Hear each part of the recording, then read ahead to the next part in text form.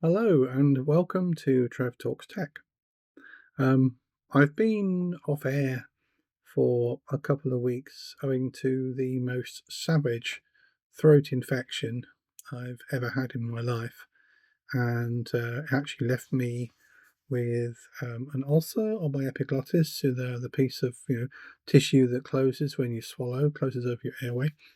That was badly affected, and I had quite a nasty time of it for a while, but my voice is still recovering. So this is why I'm keeping my voice down a bit now. No, I'm not at my full usual level, as it were. But I thought it'd be a good time just to do a short video, just to talk about a few things that have been happening in that time. Because although I've not been able to speak, and for a week I couldn't do anything at all, I have been getting on with a few things since then in the time I've had to recover from what happened. So let's have a look. Now, the number one thing to talk about is this unit here. So this is the TP-Link TP100 smart plug, which on a previous video I undertook to repair. And I'll stick a couple of pictures up so you can see what's going on with that. But on this plug, inside here in one of the boards, there is a few power supply components, of course, and there is one incredibly tiny chip. What did I do with the bandolier of these chips? I bought a whole bunch of them, as it turns out. Nothing like preparation for these conversations, is there? And I bought a whole. Yeah, here we go. I bought a whole strip of these because I thought, well, you never know. This could happen again. It could happen to a different smart plug. I don't know how well this is going to focus. Just there you go. So inside these, and each one of those chips is significantly smaller than my little fingernail, is a little power supply module with a switch mode power supply of some odd description, I think, something like that. An 8-leg surface mount device, and it turns out that that was indeed the fault. On my last video I speculated that that may have been the fault, as no power seemed to be making it to anywhere on the board to control the low voltage electronics. Sure enough, having replaced the fusible resistor, which I'd broken off very short at one end, and having replaced that, then everything worked just fine. So it's online again. The only thing I've struggled with, I may have to redo this because it's going to bug me otherwise, is the case.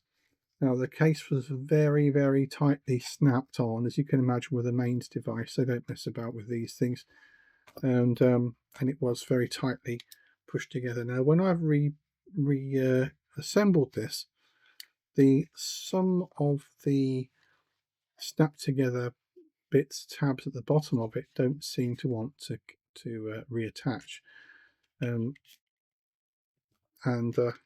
I've certainly got the case as close together as I possibly can.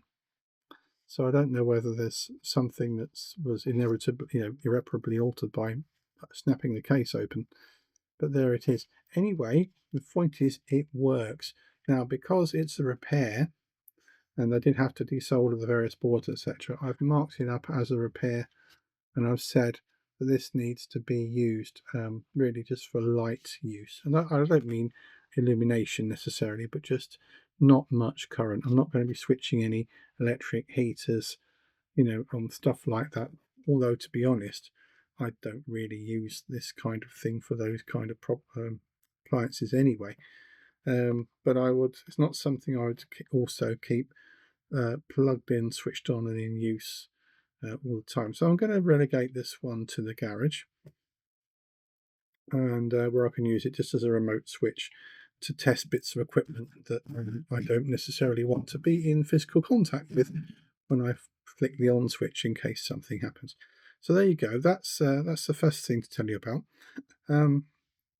I Did make a little bit of progress, although certainly no conclusion with the D-Lite RX4 as well. That unit, I bought some new capacitors. There will be a video coming out about the next phase of progress on that. Although I'm not sure that without a workshop manual I could actually get very much further, because it doesn't seem to be playing.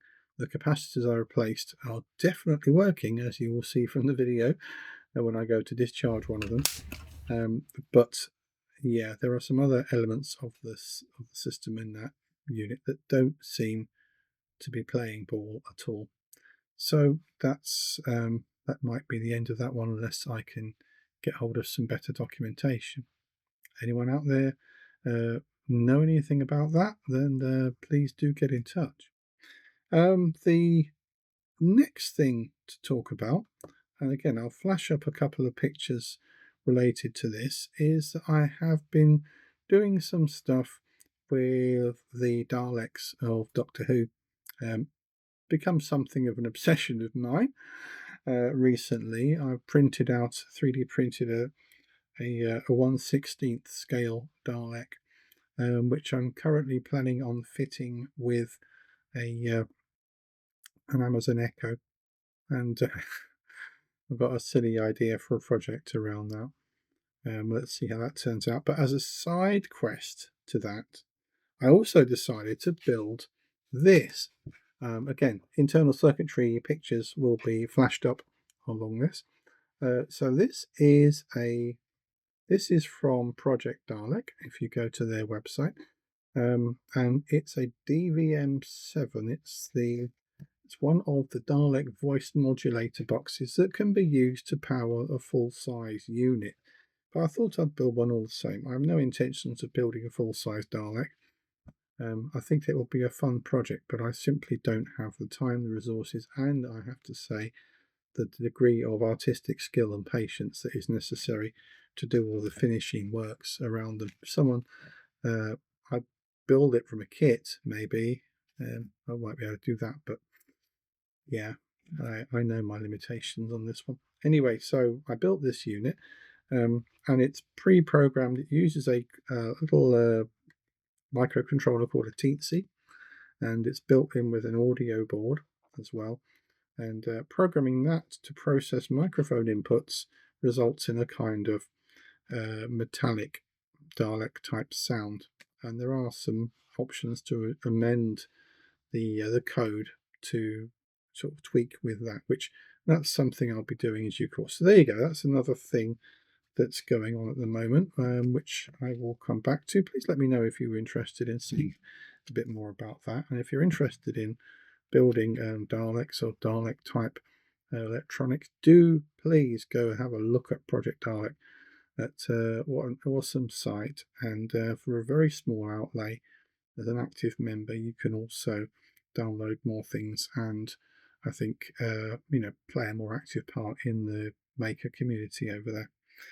So alongside that, I was also looking for another couple of circuits as ring modulators. Now, I don't think what the DVM7 unit I just showed you does is really a ring modulation.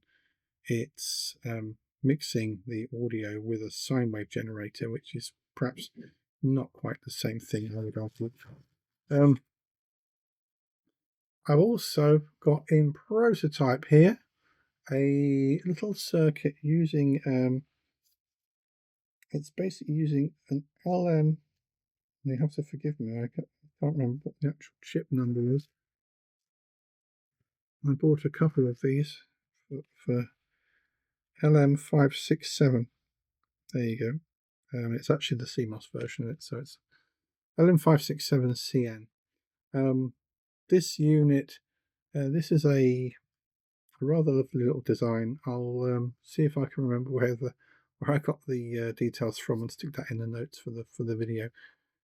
Which is, again, I don't think it's ring modulating as such, but it's using this VCO based chip to generate some super sort of fuzzy ring modulator type effects, and that is the one I will probably be fitting into my recently printed scale Dalek.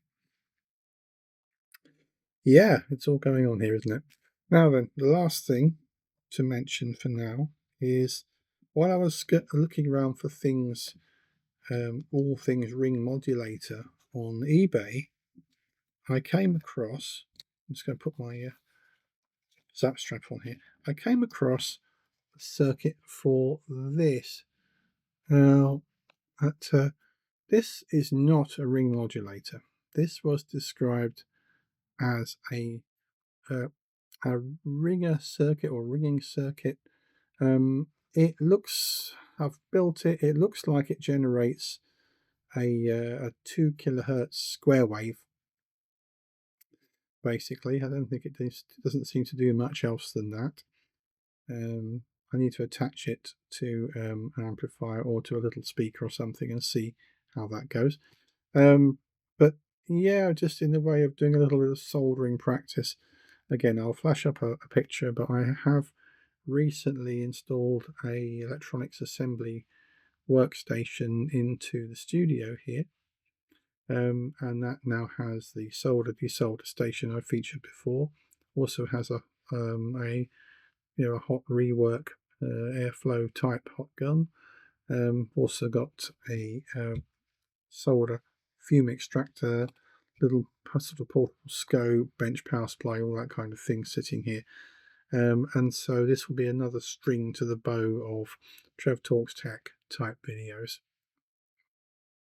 So I've got a bit of other video to attach to this that you can have a look at, and I hope you find it interesting. Other things that maybe, I'm not sure if I'm going to put it here or somewhere else, but there is a teardown of the original Amazon Echo Dot, the first generation one. That's because I'm intending to use it as part of my other Dalek project. And yeah, we'll see how that goes together. And that's going to be something else to talk about in a little while. So it's, oh, and the last thing you'll be seeing as well, I've got a light called a jazz. That's a jazz disco light. It basically has a spinning mirror, that multifaceted mirror, and a gobo wheel.